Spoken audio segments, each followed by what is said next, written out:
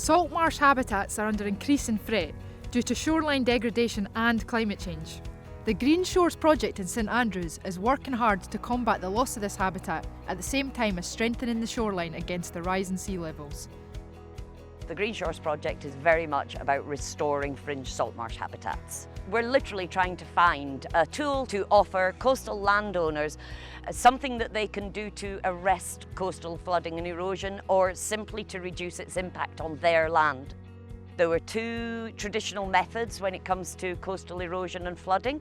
What we wanted to do was find another way, see if there was some way that we could help salt marshes to help us to reduce coastal flooding and erosion.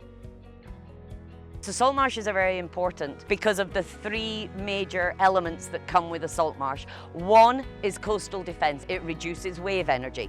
The second one is biodiversity. The salt-adapted organisms that live on the salt marsh wouldn't have anywhere else to go. And the third reason salt marshes are so important is because they absorb carbon dioxide from the atmosphere to help us combat climate change. We have so many areas around our estuaries where we have unfortunately lost salt marshes. Our job in Green Shores is we identify those areas and we simply transplant and monitor to increase the amount of salt marsh we have.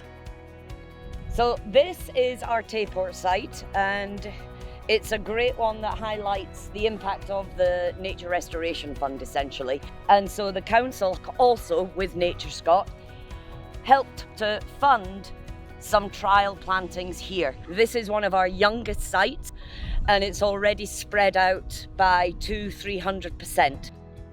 The Nature Restoration Fund has allowed Green Shores to upscale its size so that we can actually learn, as the first facility in Scotland, how to grow salt marsh transplants for the transplant effort.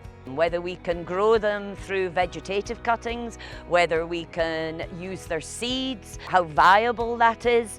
Apart from just being able to upscale, it also meant that we could get some staff on board. So we now have an outreach officer, and we also got ourselves a science officer. We have a weekly session in this polytunnel here, and we have volunteers that come and help propagate the plants to get them ready for the actual planting out on the salt marshes.